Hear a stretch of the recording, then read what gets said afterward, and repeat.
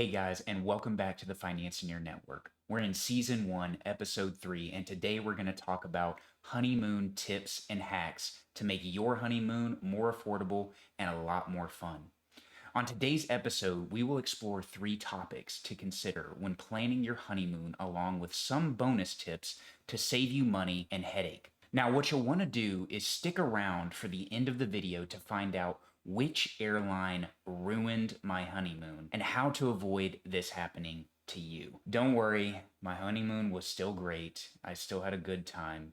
But every time somebody asks me about my honeymoon, the first thing I think about is how this airline actually ruined part of my honeymoon. So topic number 1 that we want to discuss is, of course, travel costs. You want to research and compare flight tickets, transportation, and travel insurance. Now, you want to be flexible with your travel dates to find the best deals.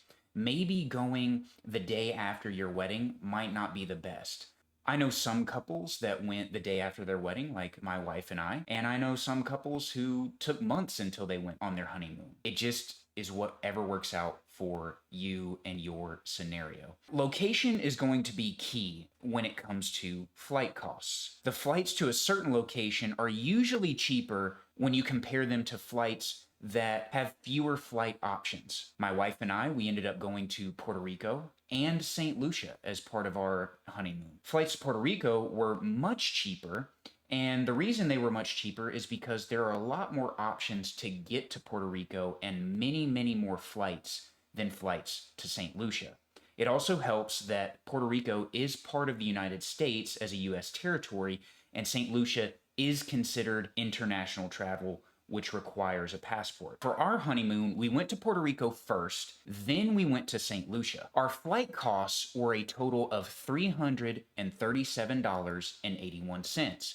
Now, this is because we were able to leverage credit card points to save big on our flight costs. If we did not do that though, the 3 flights that we took would have been over $1,000 a piece on average, with the St. Lucia flights being over $2,000 themselves. St. Lucia was an international flight, and there are not as many flights that go to St. Lucia as there are to Puerto Rico from the United States. There will be more on credit card points and those things as bonus tips towards the end of this video, so make sure to stick around. The next thing you want to consider are your resort costs. You want to determine your preferred level of luxury and desired amenities. As my wife and I did, we kind of upgraded our honeymoon as we went along. In Puerto Rico, we went to a very nice resort, but it was not all-inclusive. And then we went to St. Lucia, where we had an all-inclusive resort and a very nice area to stay. Both were fantastic. Both had their advantages and disadvantages. One was considered better than the other and therefore more expensive. In all, both were fantastic and both were great options. You want to look for honeymoon packages with special perks like room upgrades or spa treatments. Both of the resorts that we went to had these types of options.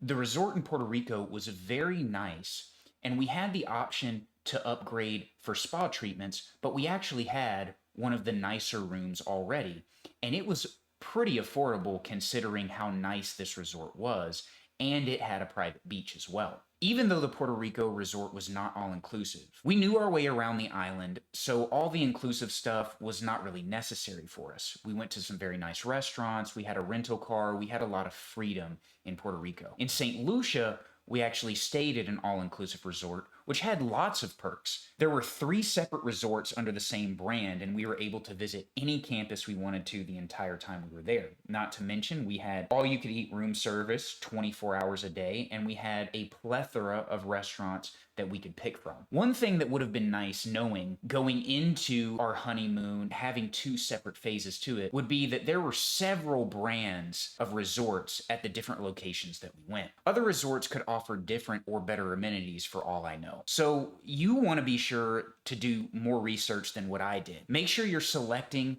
the location and the resort that best fits your desires for your honeymoon.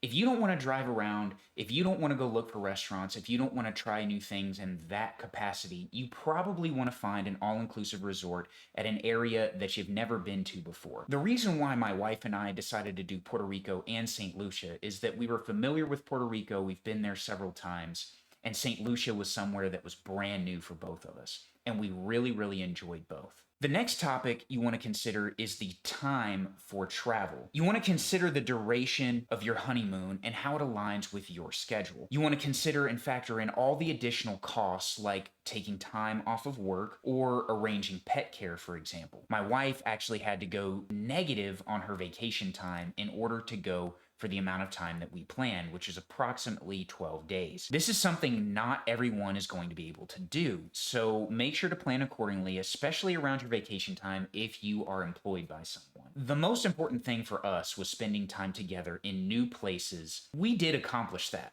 We would have enjoyed staying in Puerto Rico for a couple more days instead of leaving early for St. Lucia, but in all, we had a blast on our honeymoon, except for that airline that ruined it trying to get from Puerto Rico to St. Lucia, but more on that in a bit. One last thing you want to consider is the amount of time spent traveling. More time traveling means less time at your destination, so you want to make sure you are spending plenty of time actually at the destination and not in the air, in a vehicle, or at an airport. Now, our first bonus tip. You want to use and leverage all the credit card points that you possibly can to offset travel expenses. This will make your honeymoon so much more affordable, and I'm speaking from experience. You want to explore redeeming points for flights, accommodations, or additional activities. We were able to redeem points for hotels, rental cars, and for flights, and it saved us the most on flights. It was incredible. We were able to sign up for several credit cards to leverage their high sign-up bonuses. We made sure to pay every bit of our wedding that made sense to pay with a credit card, and what I mean by that is a lot of places were charging 3%, 4% in order to use credit cards.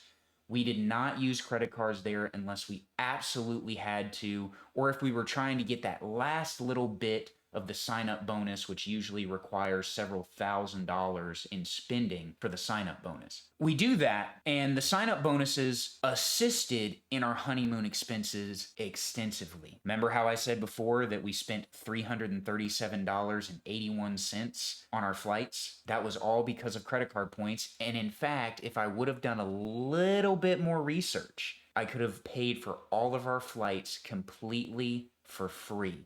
Not a single dollar spent, but that's okay. I can't complain for 3 flights for 2 people for $337.81. In all, we were able to save close to $4,000 in costs associated with our honeymoon just because we leveraged those credit card points. The most important part, if you want to do this yourself, is to not go into debt, but pay off your balances each month. If you watch my previous video, this is something that I said there when you're considering your financial characteristics.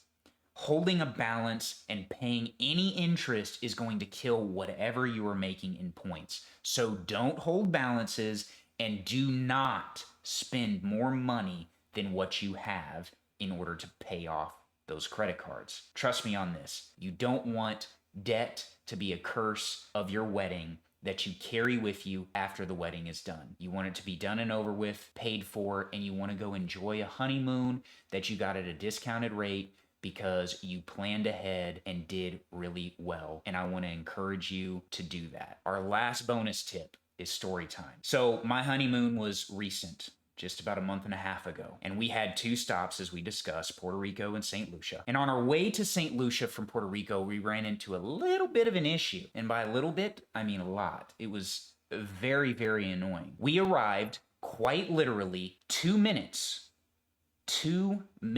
late to the desk at the airport to check our bags, and we were told that they could not print our bag tags for our checked luggage. Now, mind you, I already checked in on the app. I put in our passport information and had my digital tickets and my wife's digital tickets ready to go. I just needed my bags to get on the plane. After telling us there was no way they could get our luggage on the plane, which I think is a lie, we were told we were going to miss our flight and that they could not get us on another flight until 2 days later. We searched flights by the same airline for the next day, and we could have bought them, but we were told that those flights were all full by the person who was quote unquote helping us. I made sure they understood that they were overbooking flights right then and there, as I showed them on my phone that they would sell me flights for the next day, but they were telling me that the flights were overbooked. In all, we had to spend over $2,600 in order to get to St. Lucia.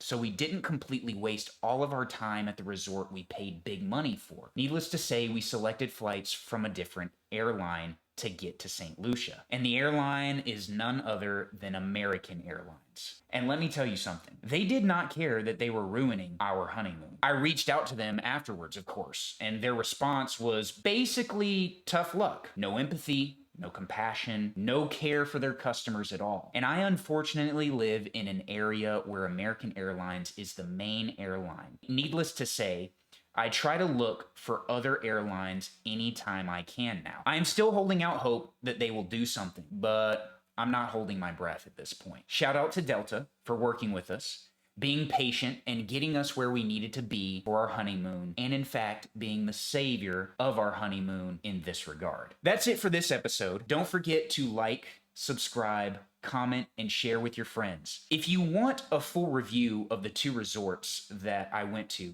please like, comment, and share, and let me know what you would like to know of the resorts. I think I'm going to do some simple review videos, but if there's specific information that you want, please let me know, and I will be glad to include that. Remember to plan accordingly. Don't spend more money than what you have, and always, always, always show up on time to the airport, and hopefully you'll avoid some headaches. I hope this video has simplified, informed, and empowered you around your money and time. Now have a great day, and have a happy honeymoon.